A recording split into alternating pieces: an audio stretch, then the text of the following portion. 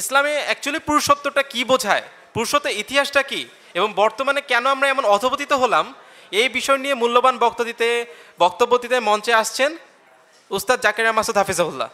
আলহামদুলিল্লাহ ওয়াসসালাতু ওয়াসসালামু আলা রাসূলিল্লাহ ওয়া আলা আলিহি ওয়া সাহবিহি আজমাইন। আপনারা কি কথা শুনতে পারবেন তো? মনোযোগ আছে? যাক আলহামদুলিল্লাহ, আল্লাহর শুকরিয়া। আচ্ছা, যারা দাঁড়িয়ে আছেন কাইন্ডলি একটু বসে যেতে পারেন, আর কারো প্রয়োজন থাকলে তিনি উঠে যেতে পারেন, কোনো সমস্যা নেই ইনশাআল্লাহ। রিল্যাক্স মোডে বসেন, যাতে অল্প কিছু সময় আলোচনা হলে সেটা যাতে আমরা বুঝতে পারি ইনশাআল্লাহ। ভাই একটা কথা বলছেন, আপনারা মনে হয় শুনছেন কথাটা, যে আমরা এমন একটা সময়ে বাস করতেছি, একটা সময় আগেকার মানে আমাদের এই যে আমি সিনিয়র আমাদের বড় ভাই বা স্যারদেরকে দেখতে পাচ্ছি, আমাদের জেনারেশনে বা আমাদের দাদাদের বা বাবাদের জেনারেশনে আমরা দেখছি পুরুষরা তাদের পুরুষত্ব ধরে রাখার জন্য বিভিন্ন ধরনের জিনিসপত্র খাওয়া দাওয়া করতেন, তাই না? আপনারা দেখছেন যে শক্তিবর্ধক জিনিস বা ইত্যাদি অনেক কিছু তারা চাইতেন। ইভেন আপনি আরও আগে চলে যান রোমান এম্পায়ারের কাছে, পার্সিয়ান এম্পায়ারের কাছে, ওই প্রত্যেকটা রাজা বাদশার শত শত রক্ষিতা ছিল তাদের ওই কি বলে হেরেমের মধ্যে। তো তারা চেষ্টা করতো তাদের পুরুষত্ব যাতে লং টার্ম সময় ধরে থাকে, এই জন্য তারা বিভিন্ন ধরনের হেকিম কবিরাজ দিয়ে বিভিন্ন ধরনের নানা ধরনের দ্রব্যাদি উদ্ভাবন করতো এবং খাইতো। আপনারা যারা গ্রামে বড় হয়েছেন তারা একটা জিনিস খেয়াল করে দেখবেন যে গ্রামের বাজারে প্রত্যেকটা বাজারে একটা কমন বৈশিষ্ট্য আছে, এবং সেখানে কিছু মানুষ জটলা পাকায় থাকে। সেটা কি জানেন তো? আর জানেন সবাই? আচ্ছা, সবাই মনে হয় ওইখানে গেলে সবাই কনফিডেন্স হারায় ফেলে যে আমারও কি কোনো প্রবলেম আছে কি না। আচ্ছা, যাই হোক, তো এইটা একটা জেনারেশনের বৈশিষ্ট্য ছিল যে একজন পুরুষ মানুষ সে তার পুরুষত্ব নিয়ে চিন্তিত ছিল, যে কোনো দিক থেকে 100%-এর মধ্যে কোনো দিক থেকে কোনো কমতি আছে কিনা, এটা কীভাবে পূরণ করা যায়। এই জন্য ওই যে দেখবেন ট্রেনে বা ওই যে গ্রামের ওই বাজারের হকাররা কথার জালে এমনভাবে ফাঁসাবে, আপনি দাঁড়িয়ে থাকবেন যে না, আমি প্রথমে আপনি বলবেন যে আমি পণ করে দাঁড়াইছি, এর কাছ থেকে কিছু কিনবো না, কিন্তু 5 মিনিট কথা শোনার পরে মনে হবে নেই না একটা ফাইল, কি বাসে দেয় 20-30 টাকা দাম, মানে সে আপনাকে কথার জালে এমনভাবে ফাঁসাই দেবে যে আপনি যে ওভার কনফিডেন্স, তিনিও কনফিডেন্স হারাই ফেলবেন যে একটা ফাইল নেই, সমস্যা কি। আচ্ছা, তো একটা জেনারেশন এরকম ছিল যে যারা নিজেদের পুরুষত্বকে ধরে রাখার জন্য চিন্তিত বেশি ছিল। আমরা এখন 2023-24 সালে দেখতেছি এমন একটা জেনারেশন সৃষ্টি হয়েছে যারা তাদের পুরুষত্বের চিহ্ন মুছিয়ে ফেলার জন্য সার্জারি শুরু করে দিয়েছে এবং বলতেছে এটা আমাদের আন্দোলন। আমরা পুরুষত্ব যে আমাদের আল্লাহ সুবহানাহু ওয়া তাআলা সৃষ্টিগতভাবে যে সমস্ত বৈশিষ্ট্য দিয়েছেন এগুলো আমরা শরীরে রাখতে চাই না। আমরা সার্জারি করে হোক, হরমোন থেরাপি নিয়ে হোক, বা যে কোনো মূল্যে হোক, বা সার্জারিও করতে পারতেছি না, হরমোন থেরাপি নিতে পারতেছি না, আমি এখন বলবো আমি জেন্ডার কনফিউজড। আমি নিজেই জানি না যে আদতে আমি পুরুষ না নারী, যদিও আমার দেহে পুরুষের সমস্ত অঙ্গ প্রত্যঙ্গ পুরুষের হরমোন আছে, বাট আমি নিজেকে পরিচয় দিচ্ছি কি আমি কনফিউজড। সো আমরা এরকম একটা হাস্যকর যুগে বাস করতেছি, এবং কষ্টের ব্যাপার হলো যে এই হাস্যকর জিনিসটাকেই আমরা এখন বানাই ফেলছি মেইনস্ট্রিম মুভমেন্ট, আন্দোলন। এবং আপনারা যারা পশ্চিম বলে পূজা করেন বা যারা করে তারা দেখবেন যে পশ্চিম এখন এটাকে চাপিয়ে দেওয়ার জন্য বিভিন্নভাবে চেষ্টা করতেছে। পৃথিবীর ইতিহাসের এর চেয়ে হাস্যকর জিনিস আর কি হতে পারে যে একজন পুরুষ তার সব কিছু আছে কিন্তু সে বলতেছে যে না ভাই আমি পুরুষ না, আমি কনফিউজড, বা এর চেয়ে বেশি যে না ভাই আমি নারী, আমার সাথে নারীর মতো বিহেভ করতে হবে। এবং আরও কতটা অধপতন হয়েছে আপনারা দেখেন, এই যে আপনারা রিসেন্ট হয়তো সম্ভবত জাপানের ওই ভিডিওটা দেখছেন, একটা ছেলে সে নিজেকে দাবি করছে সে কুকুর, তো সার্জারি করে সে কুকুর হয়ে গেছে, তাই না? এরকম একটা হাস্যকর যুগে আমরা বাস করতেছি, এবং আমরা এটা না মেনে নেওয়ার কারণে আপনারা দেখছেন ঘানাতে এবং আফ্রিকার বিভিন্ন কান্ট্রিগুলোতে তারা LGBTQ+, যেটার মধ্যে এই আন্দোলনটা সামিল, যেখানে একজন পুরুষ নিজেকে নারী দাবি করতে পারে বা নারী পুরুষ দাবি করতে পারে, অর্থাৎ ট্রান্সজেন্ডার মুভমেন্ট, সেটা তারা অফিসিয়ালি বলছে যে আমরা এই আইনটা এখানে করতে দেব না, তো তাদেরকে ঋণ দেওয়া বন্ধ করে দিচ্ছে, তাদের উপর অর্থনৈতিক নিষেধাজ্ঞা আরোপ করছে, ইত্যাদি ইত্যাদি ইত্যাদি। তার মানে আপনি চিন্তা করেন যে কতটা হাস্যকর যুগ আমরা, যে একজন পুরুষ সে দাবি করবে নারী, সেটা আমাকে মেনে নিতে হবে, আমি যদি না মেনে নিই তাহলে আমাকে জেলে পুরে ফেলা হবে এবং বলা হবে এটা কি ব্যক্তি স্বাধীনতার পরিপন্থী। এবং আপনারা একটা কথা শুনছেন না যে আমার ধর্মীয় অনুভূতিতে আঘাত, আমার ব্যক্তিগত অনুভূতিতে আঘাত। আচ্ছা, একটা ব্যক্তি যদি ধর্মের বিরুদ্ধে কিছু করে আমরা কি আঘাত পাই না? পাই না কি পাই না? একটা ছেলে যদি সে অন্যায় কাজ করে, ব্যভিচার করে, আমাদের ধর্মীয় অনুভূতিতে আঘাত লাগে না? তাহলে এই অনুভূতিতে আঘাত লাগার বিচার কে করবে? একটা ছেলে সে ট্রান্সজেন্ডার হতে চায়, তাকে বাধা দিলে তুমি বলবা তুমি তার পার্সোনাল যে ওপিনিয়ন আছে, পার্সোনাল যে অনুভূতি আছে, এটাতে তুমি আঘাত করতেছো, তোমার বিচার হওয়া উচিত। তাহলে ওই ছেলেটা যে নিজেকে পুরুষ হওয়া সত্ত্বেও নারী দাবি করে, পুরুষ হওয়া সত্ত্বেও সে দাবি করে সে নারীদের ওয়াশরুমে যাবে, পুরুষ হওয়া সত্ত্বেও সে দাবি করে সে নারীদের হোস্টেলে থাকবে, সে যখন আমাদের সামাজিক মূল্যবোধকে আঘাত দেয় তখন আমরা বিচার চাইতে পারি না? পারি না। তখন আমরা বিচার চাইতে গেলে আমাদেরকে হারুন আঙ্কেল ফোন করবেন যে হুজুর লেকচার শেষ করে দেখা করে যাইন, আমাদের ভাত খাইতে দাওয়াত দিবে আর কি। ঠিক আছে, তো আমরা পারি না আসলে, এটা আমাদের সমাজ এরকম অবস্থায় পৌঁছাইছে। তো এখন আমরা এই সমাজকে কি বোঝাবো যে পুরুষত্ব কাকে বলে? এই সমাজকে যদি বোঝাই যে তুমি বাজ পাখি হও, সে বলবে না আমি কাক হতে চাই, আমি কাকেই সন্তুষ্ট, তাই না? যে আমি কাক হতে চাই। ইকবাল কবিতার মধ্যে বলছেন না, পরওয়াজ হে দোনো কি ইসি এক ফিজা মে, কারগাস কা জাহা অর শাহিন কা জাহা অর। যে দুজন বাস করে একই টেরিটরির মধ্যে, পাখি সে এভিয়ান স্পিসিস, যেমন ইগল সেও এভিয়ান স্পিসিসের অন্তর্ভুক্ত, বাজ পাখি সেও এভিয়ান স্পিসিসের অন্তর্ভুক্ত, কাক সেও এভিয়ান স্পিসিসের অন্তর্ভুক্ত। বাট কাকের যে ইন্টেনশন, সে যাইতে যাইতে ডাস্টবিনের দিকে চলে যায়, আর বাজ পাখির যে ইন্টেনশন, সে চলতে চলতে আকাশের উপরে উঠে পড়ে এবং সে চিন্তা করে এটাই আমার পুরুষত্বের পরিচয়ক, যে আমি উঠতে উঠতে একেবারে প্রথম আসমানের যত উপরে চলে যেতে পারি, এটাই আমার শক্তিমত্তার পরিচয়ক। কিন্তু কাক মনে করে যে না, এটার মধ্যে শক্তিমত্তার পরিচয় নাই, শক্তিমত্তার পরিচয় হলো মানুষের কানের কাছে কা কা করা এবং যেতে যেতে যেতে যেতে খাবার অন্বেষণের জন্য ডাস্টবিনের কাছে পৌঁছে যাওয়া। তো কেউ যদি কাক হতে চায়, আমাদের কিছু করার নাই, তবে তাদেরকে অনুরোধ থাকবে আমাদের কানের কাছে তোমরা প্যা প্যা করো না। আচ্ছা ঠিক আছে, তো আমরা ইতিহাস থেকে যদি সিরাতের আলোচনা, আমরা শুধু সিরাত থেকে দুই একটা ঘটনা দেখতে চাই যে আসলে আমরা যে সময়টাকে পেছনে ফেলে আসছি অন্ধকার যুগ বলে, সেই অন্ধকার যুগে আসলে পুরুষত্ব কেমন ছিল, পুরুষগুলা কেমন ছিল, এবং তাদের যুগে তাদের অধীনে থাকা সমাজ কেমন ছিল। এবং আপনারা অনুধাবন করতেই পারবেন যে সমাজে পুরুষরা পুরুষ হিসেবে বেড়ে ওঠে, সে সমাজের নারীরা, সে সমাজের অধীনস্থরা, সে সমাজের রুলস রেগুলেশন কতটা সুন্দর থাকে আপনারা দেখতে পাবেন। আপনারা যদি একটা বলি যে ছোটোবেলা থেকে আপনারা অনেকগুলো মানে মূর্তির ছবি দেখে বড় হয়েছেন, রোমান এম্পায়ার, পার্সিয়ান এম্পায়ারের, ওইখানে আপনারা কয়জন মূর্তিকে দেখছেন যারা ট্রান্সজেন্ডার ছিল? আছে কেউ? যে সব কিছু আছে লেখা হচ্ছে না মহিলার নাম ছিলেন না। তার মানে ইতিহাস পুরুষত্বকে পরিচয় করেছে কিভাবে? পুরুষত্বকে পরিচয় করেছে সৌর্য। আমরা বলি পুরুষত্ব সৌর্য বীর্য, এটা হলো পুরুষত্বের বৈশিষ্ট্য। তার মধ্যে কি থাকবে? তেজোদ্দীপ্ত উদ্দীপনা থাকবে, দুঃসাহসিকতা থাকবে, ব্রেভারি থাকবে, অসাধ্যকে জয় করার প্রবণতা থাকবে। এগুলোতে আমরা পুরুষত্বের বৈশিষ্ট্য দেখে আসি, তাই না? আজকে আমাদের বলতেছে না ভাই ওরা পুরুষ না, পুরুষ হচ্ছে আমাদের হো চি মিন ইসলাম। আচ্ছা তাই না? তো ঠিক আছে, তা আমরা এই হো চি মিনকে বলি যে ভাই তুমি যদি তোমার কানে আওয়াজ পৌঁছায় লেকচারটা শুনো যে আসলে পুরুষ কাকে বলে, যে তোমার ড্যাশ অঙ্গটা কেটে ফেলে বা কাটতে না পারলে তুমি হরমোন থেরাপি নিয়ে নিজেকে পুরুষ দাবি করবা, বা এটা তোমার স্বাধীনতা দাবি করো। তুমি একটু দেখো যাতে তোমার একটু লজ্জা হয় যে তোমাকে আল্লাহ সুবহানাহু ওয়া তাআলা যে সৌর্য বীর্য ক্ষমতা দিয়েছিল সেটাকে কেটে তুমি কতই না ভুল করছো। আচ্ছা, তো দেখেন আপনারা জানেন যে বদর যুদ্ধের একটা কাহিনী। বদর যুদ্ধের মধ্যে রাসূলুল্লাহ সাল্লাল্লাহু আলাইহি ওয়াসাল্লাম অনেকটা অপ্রস্তুত অবস্থায় সাহাবায়ে কেরামকে সাথে নিয়ে তিনি চলে গেছেন। মূলত টার্গেট ছিল আবু সুফিয়ানের বাণিজ্য কাফেলাটাকে আক্রমণ করে এটাকে প্রতিরোধ করা, কিন্তু যুদ্ধের এলান হয়ে গিয়েছে এবং মক্কা থেকে মুশরিকরা চলে এসেছে প্রায় 1000-এর বাহিনী নিয়ে। তাদের টার্গেট কী ছিল? যে কোনো মূল্যে, আবু জহেলের কথা ছিল যে আমরা যুদ্ধ করা ছাড়া এখান থেকে যাব না। তো রাসূলুল্লাহ সাল্লাল্লাহু আলাইহি ওয়াসাল্লাম এই পরিস্থিতিতে সাহাবায়ে কেরামের সাথে পরামর্শ করতেছেন এবং ম্যাক্সিমাম সাহাবা যারা মুহাজির অর্থাৎ মক্কা থেকে তারা হিজরত করে মদিনায় এসেছেন, তাদের মতামত হলো আমরা যুদ্ধ করব। আবু বকর, উমর, উসমান, মিকদাদ রাদিয়াল্লাহু আনহুম আজমাইন। মিকদাদ রাদিয়াল্লাহু খুব স্পষ্ট বলেই ফেলছেন যে ইয়া রাসূলুল্লাহ আপনি আমাদেরকে নিয়ে সামনের দিকে আগ বাড়েন, যদি আমরা কখনোই মুসার কওমের মতো এইভাবে বলবো না যে আপনি এবং আপনার রব গিয়ে যুদ্ধ করেন আর আমরা এখানে পিছনে বসে আছি, এরকম কথা আমরা বলবো না, বরঞ্চ আমরা বলবো আপনি এবং আপনার রব যুদ্ধ করেন, আমরা সহায়ক হিসেবে আপনার সাথে আছি। তো রাসূলুল্লাহ সাল্লাল্লাহু আলাইহি ওয়াসাল্লাম এই কথা শোনার পর খুব খুশি হয়ে গেলেন এবং ওইখানে আব্দুল্লাহ ইবনে মাসউদ রাদিয়াল্লাহু আনহু তিনিও ছিলেন। তিনি বলতেছেন হাই এরকম একটা কথা যদি আমি বলতে পারতাম।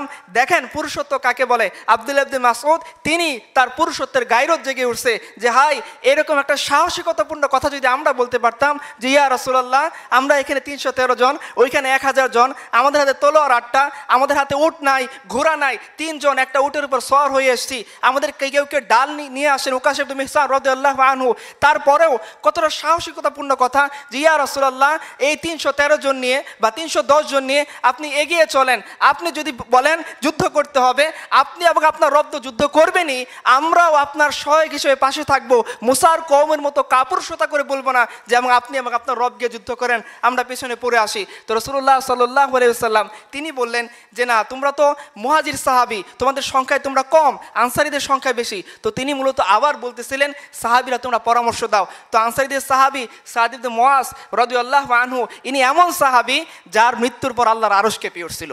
তো তিনি বলতেছেন ইয়া রাসূলুল্লাহ আপনি কি আমাদের মতামত জানতে চান? বলছে হ্যাঁ তোমরা আমাকে মতামত দাও। সাদ ইবনে মুআজ রাদিয়াল্লাহু আনহু, হচিমিন ইসলামরা শুনে রাখো পুরুষত্বের বৈশিষ্ট্য কাকে বলে, পুরুষ কাকে বলে, পুরুষের হিস্টোরিক্যাল স্পিচ কেমন হতে পারে। নিয়ে নাও সিরাতের কিতাব থেকে উদাহরণ। তিনি বলতেছেন, ইয়া রাসূলুল্লাহ, আপনি আমাদেরকে নিয়ে এগিয়ে চলেন। যদি বলেন যে সামনে বিশাল সমুদ্র আসবে, দরিয়া আসবে, ঝাঁপ দিতে হবে, আল্লাহর কসম করে বলতেছি ইয়া রাসূলুল্লাহ, আপনার নির্দেশ পাওয়ার সাথে সাথে আমরা সেই সমুদ্রের মধ্যে ঝাঁপায়ে পড়বো। ইয়া রাসূলুল্লাহ, শুধু সমুদ্র না, যদি সামনে বিশাল কোনো অগ্নিকুণ্ড থাকে আর আপনি যদি নির্দেশ দেন যে অগ্নিকুণ্ড পার হয়ে শত্রুর মোকাবেলা করতে হবে, ইয়া রাসূলুল্লাহ, আমরা কথা দিচ্ছি যে আমরা আমাদের যে ওয়াদা বায়েত আকাবার দিন আপনার সাথে করেছিলাম যে আপনাকে আমৃত্যু আমরা সাপোর্ট দিয়ে যাব, আমরা ওইভাবে আপনাকে রক্ষা করব যেভাবে আমরা আমাদের পরিবার পরিজন, আমাদের বিবি বাচ্চাকে রক্ষা করে থাকি। ইয়া রাসূলুল্লাহ, আমরা সেই ওয়াদার উপর এখন ঐক্যবদ্ধ আছি, এখনো সেই ওয়াদা আমাদের স্মরণে আছে। আপনি যদি বলেন অগ্নিকুণ্ড, সেই অগ্নিকুণ্ডের মধ্যে ঝাঁপ দিয়ে ফেলবো। এবং ইয়া রাসূলুল্লাহ, আপনি জানেন আমরা যোদ্ধা জাতি, আমরা পুরুষ জাতি, আমরা যুদ্ধ করে এই পর্যন্ত আসছি। এমন কোনো সময় হয় নাই যে জাহিলিয়াতের যুগের মধ্যে যুদ্ধ করা ছাড়া কেউ আমাদের এখান থেকে মদিনার কয়েকটা খেজুর নিয়ে যেতে পারছে। হয় আমরা তাদেরকে খেজুর দিয়ে মেহমানদারি করছি, নয়তো খেজুর আমাদের সাথে যুদ্ধ করে তাদের নিতে হয়েছে। ইয়া রাসূলুল্লাহ, সে যুদ্ধবাজ প্রবণতা এখন আমাদের মধ্যে আছে। কালকে বদরের ময়দান কায়েম হওয়ার পরে আপনাকে সামনে রেখে আমরা এমনভাবে লড়াই করব, ইনশাআল্লাহ আমাদের লড়াই দেখে আপনার চোখ জুড়াবে। ইতিহাস দেখে নেন পুরুষত্বের কথাগুলা কেমন হতে পারে, পুরুষত্বের বৈশিষ্ট্য কেমন হতে পারে। পুরুষ এমন না যে যুদ্ধ থেকে পিছন থেকে পিছ ফেরে চলে যাবে। পুরুষ এমন না যে নিজের কাছ থেকে পুরুষত্বের পোশাক খুলে ফেলে মেয়েদের জামা পরার জন্য প্যান্ট প্যারা নিয়ে আন্দোলন শুরু করবে। পুরুষ এরকম না যে আল্লাহ সুবহানাহু ওয়া তাআলা তার মধ্যে যে শৌর্য বীর্য যে দুঃসাহসিকতা দিয়েছেন সেটাকে সে ছুঁড়ে ফেলে সে মেয়েদের মতো আঁচলে মুখ লুকিয়ে কাঁদবে। পুরুষত্ব এরকম না। চলেন আর একটু সামনে যাই। বদরের ময়দানে যুদ্ধ হচ্ছেন। আমাদের আপনারা জানেন সাহাবীদের মধ্যে অনেক বড় একজন ধনী সাহাবী ছিলেন আব্দুর রহমান ইবনে আউফ রাদিয়াল্লাহু আনহুম। উনি যুদ্ধ করতেছেন উঁচু ঘোড়ায় চড়া, তার পাশে দুইটা বাচ্চা আসছেন, তার দুজনের নাম হচ্ছে মাজ এবং মুয়াজ। দুইজনকে বাচ্চাকে দেখে তিনি বলতেছিলেন, হাই যুদ্ধের এই কঠিন মুহূর্ত, সামনে দুঃসাহসিক বাহিনী আমাদের রসুল তার আক্রমণ করতেছে, আমরা লড়াই করতেছি। এই মুহূর্তে আমার সাথে যদি দুইজন বাচ্চা না হয়ে দুইজন ম্যাচিউর কেউ হইতো, যুদ্ধবাজ কেউ হইতো, তাহলে আমি খুব সহজেই এই দুইজনকে সাথে নিয়ে আবু জেহেলের উপর আক্রমণ চালাইতাম। দেখেন এই পিচ্চি বাচ্চা 15-16 বছরের বয়স, মাজ এবং মুয়াজ পুরুষত্বের বৈশিষ্ট্য এই পিচ্চি বাচ্চাদের কাছ থেকে ইতিহাস শিখে নেক। তারা বলতেছেন, হে চাচা যান, হে আঙ্কেল, আবু জেহেল কোথায়? তো আব্দুর রহমান ইবনে আউফ খুব ভয় পেয়ে গেছেন, চমকপ্রদ হয়ে গেছেন। বলছে, বাবারা তোমরা আবু জেহেলকে দিয়ে কী করবা? বলছে, হে আমাদের চাচা, আমরা শুনেছি যে আল্লাহ রাসূল সাল্লাল্লাহু আলাইহি সাল্লামকে কষ্ট দেওয়ার ক্ষেত্রে আবু জেহেল ছিল সবচেয়ে বেশি অগ্রগামী। আজকে এই দুই ভাই মিলে আমরা শপথ করে আসছি, হয় দুনিয়াতে আবু জেহেল থাকবে নয়তো আমরা থাকবো। যখন এই কথা সে শুনছে তখন সে বলতেছে, বাবা ওই যে দেখো আবু জেহেল, সে উঁচু ঘোড়ার উপরে চড়া, তাকে কেন্দ্র করে অনেকগুলো বড় বডিগার্ডরা আছে, তাকে নিরাপত্তা দিচ্ছে। ওই যে আবু জেহেল। আব্দুর রহমান ইবনে আউফ ইতিহাসের কিতাব খুলে দেখেন, খুলেন বিদায় বা নিহায়া, সিরাত ইবনে হিশাম, যে কোনো কিতাবের মধ্যেই নবী সাল্লাল্লাহু আলাইহি ওয়াসাল্লামের জীবনী পড়তে গেলে এই ঘটনা আপনাকে অবশ্যই পড়তে হবে। তো উনি বলতেছেন, আমি এই কথা বর্ণনা করছি মাত্র, আমি দেখলাম এই দুটা বাচ্চা যাদের বয়স 14 থেকে 15, এরা দৌড়ে বাজ পাখির মতো চলে গেল আবু জেহেলের কাছে। শত্রুর সারি ভেদ করে একজন গিয়ে আবু জেহেলের ঘোড়ার পায়ে আঘাত করলো, আরেকজন গিয়ে আবু জেহেলের শরীরে আঘাত করলো। ওদের একজনের মধ্যে আবু জেহেলের বডিগার্ড এসে একজনের হাত কেটে ফেলছে, এক হাত ঝুলন্ত অবস্থায় সে যুদ্ধ করতে পারতেছে না। তো সে ওই মুহূর্তে নিজের হাতকে পা দিয়ে টেনে ছিঁড়ে ওই আবু জেহেলের পর্যন্ত মরণপণ সে লড়াই চালিয়ে গেল। ইতিহাস দেখে নেক মুসলিম উম্মার ইতিহাস কেমন হয়, মুসলিম উম্মার পুরুষগুলা কেমন হয়, মুসলিম উম্মা তার সন্তানকে কিভাবে প্রতিপালন করে। মুসলিম উম্মার সন্তানটা এমন হয় না যে তার বাইক কিনতে না পারে তার বাবা মার শরীরে আগুন ধরায় দেয়। মুসলিম উম্মার সন্তানটা ঐশী হয় না যারা নিজের ড্রাগের টাকা জোগাড় করতে না পারে বন্ধু বান্ধব দিয়ে পিতামাতাকে খুন করে ফেলে। এরকম কোন সন্তান কুলাঙ্গার মুসলিম উম্মার কাছ থেকে জন্ম নেয় না। মুসলিম উম্মার কাছ থেকে জন্ম নেয় খালিদ ইবনে ওয়ালিদ, মুসলিম উম্মার কাছ থেকে জন্ম নেয় এই সমস্ত বীর। আপনি চলে যান খালিদ ইবনে ওয়ালিদের কাছে, রোমানদের সাথে যুদ্ধ হচ্ছে, রোমানরা বলতেছে তোমরা তো আরবরা দুস্থ জাতি, অসহায় মানুষ, ক্ষুধার্ত, পোশাক নেই, তোমরা কি আমাদের কাছে পোশাকের জন্য যুদ্ধ করতে আসছো? যদি চাও তো ভালো ভালো ড্রেস বানাই দিব, সুন্দর সুন্দর জুব্বা, ওই যে লাক্সারিয়াস কালারফুল ড্রেস বানাই দিব, নিয়ে চলে যাবা। যদি চাও যে তোমরা টাকা পয়সার জন্য, তাহলে বলো সবাইকে 1000 দিরহাম করে হাদিয়া দিয়ে দিই, তোমরা টাকা পয়সা নিয়ে চলে যাও। যদি ঘোরা বা তোমাদের সফর সওয়ারির দরকার পড়ে, সেটাও আমাদেরকে বলো। আমাদের অনেক বড় বড় হস্তি বাহিনী আছে, আমাদের ওট আছে, ঘোড়সাওয়ার আছে, তোমাদেরকে ভাগাভাগি করে দিয়ে দেয়। তখন এই ইতিহাসের শ্রেষ্ঠ সন্তান খালিদ ইবনে ওয়ালিদ রাদিয়াল্লাহু আনহু তিনি বলতেছিলেন, আরে বেটা, আমরা না তোমার কাছে টাকার জন্য আসছি, না অর্থের জন্য আসছি, না পোশাকের জন্য আসছি। যদি পোশাকের জন্য আসতাম তো তুমি কি আমাদের নবীদের সিরাত পড়নি? জাইশুল খাবাতের যুদ্ধে আমাদের নবীজি যখন আমাদেরকে বলেছেন শত্রু মোকাবেলার জন্য বেরিয়ে পড়তে হবে, আমাদের খালি পা ছিল, পায়ের মধ্যে জুতা ছিল না। ইতিহাস কি তুমি পড়ে দেখোনি? আমরা সেই যুদ্ধের মধ্যে রওনা দিয়েছি, শেষ মুহূর্তে পাতা খেয়েছি, তবুও আমরা নবীজির সঙ্গ ছাড়িনি। তুমি কি সেই যুদ্ধের কথা শোনো নেই যে রাসূলুল্লাহ সাল্লাল্লাহু আলাইহি সাল্লাম আমাদেরকে ডাক দিয়েছিলেন, আমাদের পোশাক ছিল না, পায়ের মধ্যে জুতা ছিল না, আমরা খালি পায়ে রওনা দিয়েছি। ইতিহাস বলতেছে সেই খালি পায়ে রওনা দেওয়ার কারণে, মাইল পর মাইল সফর করার কারণে আমাদের পায়ের নখগুলা খুলে গেছে, তবুও আমরা বলিনি ইয়া রাসূলুল্লাহ আপনি চলে যান, এই সমস্ত যুদ্ধবাজি, এই সমস্ত জীবন মরণ লড়াই আমাদের দ্বারা হবে না। আমরা তেমন কথা বলিনি। আবু তালহা রাদিয়াল্লাহু আনহু তিনি রাসূলুল্লাহ সাল্লাল্লাহু আলাইহি সাল্লামের কাছে এসে বলতেছেন, ইয়া রাসূলুল্লাহ আমি আমার পেটটা দেখেন, অনেক দিন থেকে ক্ষুধার্ত, পেটে খাবার নাই, আমি আপনার কাছে আসছি। ইয়া রাসূলুল্লাহ ক্ষুধার এই তীব্রতা আর তো সহ্য হচ্ছে না। এই যে 40 হাত করে খন্দক ক্ষুধার দায়িত্ব দিয়েছেন, আপনি নিজেও খুঁড়তেছেন, আমিও খুঁড়তেছি। ইয়া রাসূলুল্লাহ খুঁড়তে খুঁড়তে ক্ষুধার যন্ত্রণায় কষ্ট হয়ে যাচ্ছে, পেটের মধ্যে যাতে গড়গড় আওয়াজ না করে, পেটটা যাতে ঠান্ডা থাকে, এই জন্য পেটের মধ্যে একটা পাথর বেঁধে রাখছি। ইতিহাস দেখেন রাসূলুল্লাহ সাল্লাল্লাহু আলাইহি সাল্লাম নিজের পেট মিবারক খুলে দেখাইছেন, হে আবু তালহা তুমি একা ক্ষুধার্ত নও, তোমার নবী সেও ক্ষুধার্ত অবস্থায় পেটের মধ্যে 2টা পাথর রেখে খন্দক খুঁড়তেছে। ওই অবস্থায় এই অবস্থায় কষ্টকর মুহূর্তে সাহাবাই কারাম ভরকে গিয়েছেন। না, এরকম পুরুষের জন্ম মুসলিম উম্মাহ কখনো দেয় না। যে পুরুষরা সামনে শত্রু দেখলে ভরকে যায়, যে পুরুষরা আমেরিকাকে দেখলে ভরকে যায়, যে পুরুষরা ইহুদিদেরকে দেখলে ভরকে যায়, এমন কোনো সন্তানের জন্ম মুসলিম উম্মাহ দেয় না। মুসলিম উম্মাহ জন্ম দেয় ইয়াহিয়া সিনারের মতো বীরদেরকে, যারা মৃত্যুর শেষ মুহূর্তে লাঠি দিয়ে হলেও প্রতিরোধ চালিয়ে যায়। এরকম বীর সন্তানদের জন্ম মুসলিম উম্মাহ দিয়ে যায়। মুসলিম উম্মাহ জন্ম দেয় পাহাড়ি মুল্লাদেরকে, যারা পরাশক্তিকে নাকানি চুবানি খেতে বাধ্য করে এবং বলে যে তোমাদের ড্রোন হোক, তোমাদের পরাশক্তির যত অস্ত্র হোক, মনে রেখো সে সমস্ত অস্ত্র, সে সমস্ত ড্রোন, সে সমস্ত মিসাইল সবগুলো রহমান আরশের নিচে চলে, আমরা তোমাদেরকে পুরোয়া করি না। আমরা আজানের শুরুতে বলি আল্লাহু আকবার, আমরা ইকামতের শুরুতে বলি আল্লাহু আকবার, আমরা নামাজের শুরুতে বলি আল্লাহু আকবার, আমরা তোমাদেরকে সুপার পাওয়ার মানি না। মুসলিম উম্মাহ এরকম সন্তানের জন্ম দেয়। আপনি চলে যান আবু তালহার সেই ঘটনার কাছে, ওই অবস্থায় শীত, খাদ্য নেই, ক্ষুধার্ত অবস্থা, শরীরে ভালো পোশাক নেই, কারো কারো পেটের মধ্যে পাথর বাঁধা। ওই অবস্থায় তারা কবিতা পড়তেছেন। যে কি কবিতা পড়তেছেন? নাহতুল্লাযী বায়াউ মুহাম্মাদা আলাল জিহাদি মা বাকিন আবাদা, যে পৃথিবী শুনে রাখো মুহাম্মদ সাল্লাল্লাহু আলাইহি ওয়াসাল্লাম এমন একদল পুরুষকে তৈরি করেছেন ক্ষুধার্ত অবস্থায়, রুগ্ন অবস্থায়, জীর্ণ শীর্ণ অবস্থায়, শুকনো খটমটে রুটি খাদ্যরত অবস্থায়। এই মুসলিম উম্মাহ ওয়াদা করতেছেন যে আমরা রাসূলুল্লাহ সাল্লাল্লাহু আলাইহি ওয়াসাল্লামের কাছে যেভাবে কমিটেড হয়েছি, বায়াতবদ্ধ হয়েছি, আজীবন আমৃত্যু আমরা সেই বায়াতকে রক্ষা করে চলবো। আরে ভাই, স্টেজের মধ্যে দাঁড়িয়ে রং জমকালো লাইটের মধ্যে দাঁড়িয়ে সুন্দর পাগড়ি বেঁধে নাশিদ গাওয়া এক জিনিস, সামনে শত্রুকে নিয়ে ক্ষুধার্ত অবস্থায়, পেটের মধ্যে পাথর বাঁধা অবস্থায় নাশিদ গাওয়া আর অনেক জিনিস সাহাবায়ে কেরাম সেইটা বাস্তবায়ন করে দেখাইছিলেন। একজন কবি বলেছেন, এ দিন কি কাম বহুত হি আলা খতর কি হে মগর वो तो कर चुके थी जो करनी है बशर की है। যে এই দিনের কাজ খুবই কঠিন জিনিস, পুরুষত্বের কাজ, কিন্তু মনে রেখো সাহাবায়ে কেরাম সেই পুরুষত্ব বাস্তবায়ন করে দেখিয়েছিলেন যেটা তাদের করার দরকার ছিল। আপনি চলে যান যায়েদ ইবনে দাসিনার কাছে রাদিয়াল্লাহু আনহু, শত্রুরা তাকে বন্দী করে নিয়ে গিয়েছেন, তাকে প্রস্তাব দিচ্ছেন, হে যায়েদ ইবনে দাসিনা, তোমার এই অবস্থানে যদি আমরা রাসূলুল্লাহ সাল্লাল্লাহু আলাইহি সাল্লামকে এনে হত্যা করি, তুমি কি সেটা সহ্য করবা? যায়েদ ইবনে দাসিনা পুরুষ, দেখেন সে পুরুষ কি বলে। আমরা হলে কি করতাম? যে বলতাম, ভাই তাড়াতাড়ি ছেড়ে দাও, তুমি তো বলছো যে রাসূলুল্লাহ সাল্লাল্লাহু আলাইহি সাল্লাম আমার এখানে অবস্থানে আসলে আমাকে ছেড়ে দিবা, আমার তো বিবি আছে, বাচ্চা আছে, ক্যারিয়ার আছে, সকালবেলা ডিউটি আছে, যাইতে হবে, তাড়াতাড়ি ছেড়ে দাও। ইতিহাস থেকে দেখেন আমাদের মুসলিম উম্মার পুরুষ যায়েদ ইবনে দাসিনা রাদিয়াল্লাহু আনহু তিনি কি বলতেছেন? তিনি বলতেছেন, আরে আমার জায়গায় এনে তুমি মুহাম্মদকে হত্যা করবা, এটা তো বহুত দূরের কথা।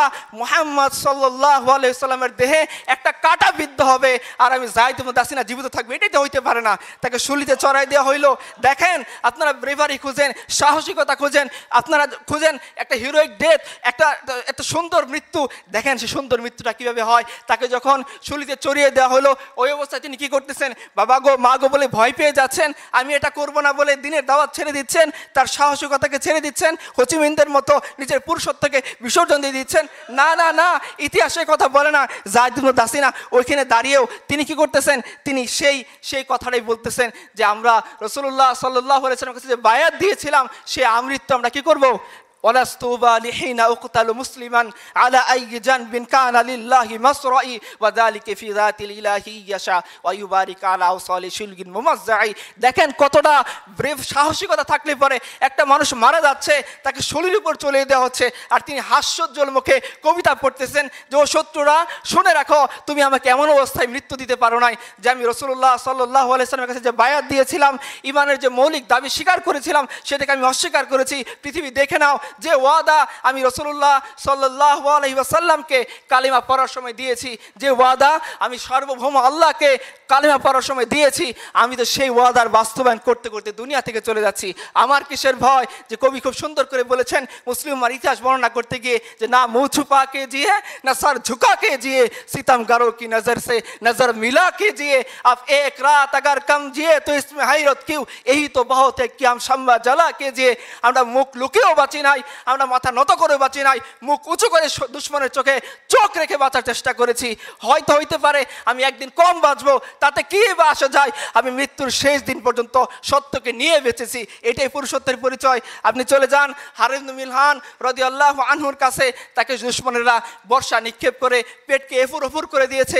আমরা হলে কি করতাম, মৃত্যুর যন্ত্রণায় চিৎকার করতে থাকতাম, ভয় পেয়ে যেতাম, মনে হতো প্রিয় বিবির কথা, ছোট ছোট সন্তানগুলোর কথা, নিজের সংসারের কথা, ক্যারিয়ারের কথা, কালকের পর দিন পরশুদিনের বিশেষ পরীক্ষার কথা।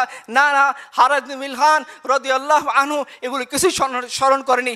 তিনি একজন পুরুষের মতো শত্রুর চোখে চোখ রেখে বলতেছিলেন ফুজ্জু রব্বিল কাবা, কাবার রবের শপথ আমি সফল হয়ে গিয়েছি। আমি যে মৃত্যু চাই সেই মৃত্যু তুমি আমাকে সহজ করে দিয়েছো। আমি এমন মৃত্যু চাই না যে মৃত্যু কোনো মানুষের গোলামি করতে করতে শেষ হয়ে যায়। আমি এমন মৃত্যু চাই না যে মৃত্যু কোনো হসপিটালের আইসিইউতে নাকে নল, চোখে নল, পিছন দিকে রাস্তায় নল, খাবারের রাস্তায় নল, হাতে পায়ে চতুর্দিকে অসংখ্য তার লাগানো, এরকম কোনো ডেথ মৃত্যু আমি চাই না। আমি যে মৃত্যুকে কামনা করতাম সেই মৃত্যু আল্লাহ সুবহানাহু ওয়া তাআলা তোমার মাধ্যমে আমাকে দিয়েছেন। এবং শুনে রাখো দুশ্মনেরা, এই মৃত্যুর মাধ্যমে আমি নাকাব হইনি, আমি সফলতার রাস্তা থেকে দূরে সরে যাইনি, বরঞ্চ তুমি সেই সফলতার রাস্তাকে আমার জন্য সহজ করে দিয়েছো। আপনি দেখেন সেই মৃত্যু, সেটাই সেই হিস্টোরিক্যাল পথ আমাদের জন্য বাতলে যাওয়া, আমাদের পূর্ববর্তী সেই পথ, যে পথকে আমরা ভুলে গিয়েছি। এই জন্য একবার খুব সুন্দর করে বলেছিলেন এ গাজী এ তেরা পুরস্রার বন্দে जिन्हें तूने बख्शा है ज़ौक़े खुदाई, दो नेम इनके ठोकर से सहरा व दरिया, सिमट कर पहाड़ इनके हाइबत से राई, दो आलम से करती है बेगाना दिल को अजब चीज़ है लज्जत आशनाई, शहादत है मतलूब व मकसूद व मोमिन, न माले गनीमत न किशवार कुशाई। পৃথিবীকে তারা সাহাবে কারাম দেখিয়ে দিয়েছেন না মালের জন্যে, না দৌলতের জন্যে, না সম্পদের জন্য আমরা লড়াই করেছি। না না, মাল দৌলত তো আমাদের এসেছে কিসরা এবং কায়সারের সম্পদ, ওমর রাদিয়াল্লাহু তাআলার জামানায় মদিনাতে এসে মুসলমানরা সে সম্পদ, কিসরার ব্রেসলেট, কায়সারের সম্পদ তারা পা দিয়ে মারিয়েছেন, এটাকে তারা আপন করে নিতে চাননি। যদি চাইতেন তো অনেক আগেই তারা পারতেন, কিন্তু এই ধরনের কোনো টেন্ডেন্সি তাদের মধ্যে ছিল না। গনিমত আল্লাহ যুদ্ধ করলেই দিয়ে দিবেন, গনিমত তাদের চাওয়ার মূল জিনিস ছিল না। জিনিস কি ছিল? একটাই জিনিস ছিল, সাহসিকতাপূর্ণ মৃত্যু। যে মৃত্যু এমন অবস্থায় তিনি মারা যাবেন যে আল্লাহ সুবহানাহু ওয়া তাআলা তার এই বান্দার এই কষ্ট দেখে, বান্দার কুরবানি দেখে তিনি রহমতের দৃষ্টি নিয়ে বান্দার দিকে তাকিয়েছেন, আর বান্দা আল্লাহর রহমতের দিকে তাকিয়ে, আল্লাহর রহমতের চেহারার দিকে তাকিয়ে সে হাসতে হাসতে তার জীবনকে দিয়ে চলে যাচ্ছে। এই রকম সাহসিকতাপূর্ণ জীবন সাহাবায়ে কেরাম, এইরকম সাহসিকতাপূর্ণ জীবন আমাদেরকে রাসূলুল্লাহ সাল্লাল্লাহু আলাইহি সাল্লাম এবং তার সাহাবীরা দিয়ে গিয়েছেন। শেষ করে দিই কাছাকাছি, আপনারা জানেন হুনাইনের যুদ্ধের ঘটনা। যখন হুনাইনের যুদ্ধে 12,000-এর মোকাবেলায় সাহাবায়ে কেরামের সংখ্যা ছিল কম, তারা প্রথমের দিকে ভেবেছিলেন হয়তো আমরা শত্রুর মোকাবেলায় মার্চ করলে জয়ী হয়ে যাব, কিন্তু সেটা আর হয়নি। প্রাথমিকভাবে আল্লাহ সুবহানাহু ওয়া তাআলা তাদের এই সংখ্যার ভুল ধারণা ভাঙানোর জন্য প্রাথমিকভাবে বিশৃঙ্খলা সৃষ্টি হয়ে গিয়েছে। রাসূলুল্লাহ সাল্লাল্লাহু আলাইহি ওয়াসাল্লামের সাথে মাত্র 8 থেকে 10 জন সাহাবী তার বডিগার্ড হিসেবে আছেন, 12,000 সাহাবী বিশৃঙ্খল হয়ে গিয়েছেন, এদিক ওদিক ছুটে গিয়েছেন। এই মুহূর্তে রাসূলুল্লাহ সাল্লাল্লাহু আলাইহি ওয়াসাল্লাম যে পুরুষত্বের দৃষ্টান্ত দেখিয়েছেন, ইতিহাসে আপনি আর এরকম কোথাও খুঁজে পাবেন না। তিনি তার গাধা দুলদুল, যেটা স্পিড ছিল কম, তিনি দুশমনের দিকে হাঁকিয়ে যাচ্ছিলেন আর বলতেছিলেন, আনা নবিউল্লাহ কাযিব আনা আব্দুল মুত্তালিব, শুনে রাখো দুশমনেরা, তোমরা আমাকে আক্রমণ করার জন্য আসতেছো, আমি সত্য নবী, মিথ্যা নবী নই, আমি ময়দান থেকে পালিয়ে যাব এরকম কোনো নবী নই, মনে রেখো আমি আব্দুল মুত্তালিবের বেটা। তো ইমাম ইবনে কাসির রাহমাতুল্লাহি আলাইহি রাসূলুল্লাহ সাল্লাল্লাহু আলাইহি সাল্লামের এই ঘটনা বিশ্লেষণ করতে গিয়ে বলতেছেন যে আল্লাহ রাসূল কতটা সাহসী ছিলেন, এই ঘটনার দিকে নজর দেন। ইবনে কাসির বলতেছেন, নজর দেন এইভাবে, শত্রু 20,000 তার সামনে দিক থেকে এগিয়ে আসতেছে, তাদের কাছে তীর, ধনুক, বল্লম, আধুনিক প্রশিক্ষিত সৈন্য সব কিছুই আছে। রাসূলুল্লাহ সাল্লাল্লাহু আলাইহি সাল্লাম সেই সংখ্যার দিকে না তাকিয়ে, সেই অস্ত্রের দিকে না তাকিয়ে, সেই বর্ষার দিকে না তাকিয়ে তিনি সামনের দিকে এগিয়ে যাচ্ছেন, সাহাবায়ে কেরামকে আহ্বান করতেছেন, এবং সেই এগিয়ে যাওয়া দৃষ্টান্ত হিসেবে তিনি তার যে গাধা দুলদুলকে সেটাকে তিনি হাঁকাচ্ছেন এবং দুশমনের দিকে চলে যাচ্ছেন।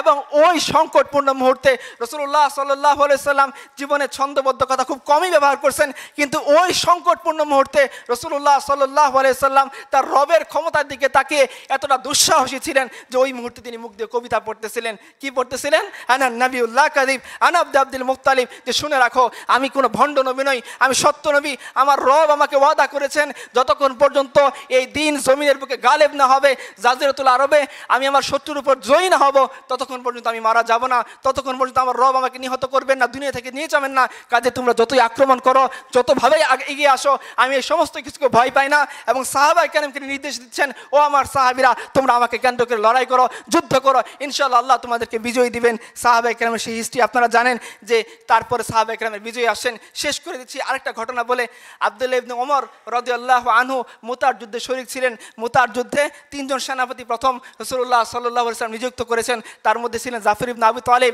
রাসূলুল্লাহ সাল্লাল্লাহু আলাইহি ওয়াসাল্লামের চাচাতো ভাই, কলিজার টুকরা। আপনারা জানেন জাফর ইবনে আবু তালিব যখন তিনি হাবশা থেকে ফিরে আসলেন মদিনায়, তো রাসূলুল্লাহ সাল্লাল্লাহু আলাইহি ওয়াসাল্লাম বলতেছিলেন যে এই জাফরের ফিরে আসা না যুদ্ধ জয়, আমি জানি না আমি কোনটার কারণে বেশি খুশি। এত বেশি তিনি রাসূলুল্লাহ সাল্লাল্লাহু আলাইহি ওয়াসাল্লাম তাকে ভালোবাসতেন, কাছের মানুষ ছিলেন, চাচাতো ভাই ছিলেন, ছোটবেলা থেকে রাসূলুল্লাহ সাল্লাল্লাহু আলাইহি ওয়াসাল্লামের পাশে বড় হয়েছিলেন। তাকে তিনি মুতার যুদ্ধের 2 নম্বর সেনাপতি বানিয়ে পাঠিয়েছেন। প্রথম একজন ছিলেন কি যায়েদ ইবনে দাসিনা, যায়েদ রাদিয়াল্লাহু আনহু, তো ওনাকে পাঠানো হয়েছে। এবং দ্বিতীয় নম্বরে ছিলেন কে? জাফর ইবনে আবি তালিব। তৃতীয় নম্বরে ছিলেন আব্দুল্লাহ ইবনে রাওয়াহা। পৃথিবী দেখে নেক যে পৃথিবী যে পুরুষত্বের পরিচয় চায়, সেই পুরুষত্বের পরিচয় এখানে কিভাবে পাওয়া যায়। যে রাসূলুল্লাহ সাল্লাল্লাহু আলাইহি ওয়াসাল্লাম এই সাহাবী যুদ্ধের মধ্যে এমনভাবে সাহসিকতার সাথে লড়াই করেছেন, আব্দুল্লাহ ইবনে ওমর সে যুদ্ধের মধ্যে শরীক ছিলেন। তিনি বলতেছেন যে আমি যখন জাফর ইবনে আবি তালিব রাদিয়াল্লাহু আনহু শহীদ হয়ে গেলেন, আমি তার কাছে গেলাম, গিয়ে তার আঘাত গণনা করলাম, আমি দেখলাম তার শরীরে 90টিরও বেশি আঘাত। আব্দুল্লাহ ইবনে ওমর বলতেছেন, আল্লাহর কসম একটা আঘাতও তার পিছন দিক থেকে ছিল না, সবগুলো আঘাত ছিল সামনের দিক থেকে। তিনি সমস্ত শত্রুর যে আক্রমণ ছিল পুরুষের মতো করে বুক পেতে তিনি সেটা গ্রহণ করতেছিলেন এবং দুশমনের দিকে এগিয়ে যাচ্ছিলেন। এভাবেই তিনি আল্লাহর দরবারে তিনি শাহাদাতের নজরানা পেশ করেছেন। এটাই হলো পুরুষত্বের পরিচয়। পুরুষত্ব এটা না যে হরমোন নিয়ে যে সার্জারি করে নিজের কাছ থেকে পুরুষত্বের সমস্ত সিমটমগুলো মুছে ফেলতে চায়। পুরুষত্ব এরকম না। ওই ছেলেকে পুরুষ বলে না যে ছেলে একটা মেয়ের মেসেঞ্জারে রিপ্লাই না পাওয়ার জন্যে বালিশের মধ্যে ডুকরে ডুকরে কাঁদে, তাকে পুরুষ বলে না। ওই ছেলেকে পুরুষ বলে না যে ছেলে বিশেষ না হইলে পরে গলায় দড়ি দেওয়ার জন্য চিন্তা করে, ওই ছেলেকে পুরুষ বলে না। ওই ছেলেকে পুরুষ বলে না যে জওয়ানির মধ্যে জওয়ানি মিটানোর জন্য রাস্তা রাস্তায় দাঁড়িয়ে মেয়েদের সাথে ইফটিজিং করে, ওকে পুরুষ বলে না। আর বেটা তুমি যদি পুরুষ হও 4টা বিয়ে করো, মজমাস্তি করো বউয়ের সাথে, কবিতা লেখো বউয়ের সাথে, পারলে দায়িত্ব নাও, নিয়ে দেখাও তোমার পুরুষত্বের পরিচয় কতখানি। পারলে দিনের দায়িত্ব নাও, নিয়ে দেখাও তোমার পুরুষত্বের পরিচয় কতখানি। পারলে উম্মার দায়িত্ব নাও, খালিদ ইবনে ওয়ালিদ হও, আমরা তোমার ইমামতি মেনে নিব, দেখি তোমার পুরুষত্বের দায়িত্ব কতখানি। আর যদি না হয় তাহলে তোমার এই পুরুষত্বের প্যান পানি বন্ধ করো।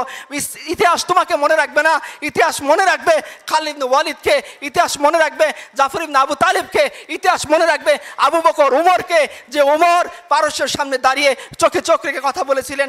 ইতিহাস মনে রাখবে রিবি ইবনে আমরকে, যিনি রুস্তমের সামনে দাঁড়িয়ে বলেছিলেন যে রাসূলুল্লাহ সাল্লাল্লাহু আলাইহি সাল্লাম তিনটা অপশন আমাদের সামনে দিয়েছেন, হয় ইসলাম কবুল করো, শান্তিতে থাকবা, রুস্তম বলছে পারবো না, তাহলে অপশন 2 তুমি আমাদেরকে জিজিয়া দিবা, আমাদের অধীন হয়ে যাবা। রুস্তম বলছে পারবো না, তো অপশন নাম্বার 3 তলোয়ার সমাধান করবে তোমার আর আমার মধ্যে, হয় তুমি জীবিত থাকবা না আমি জীবিত থাকবো।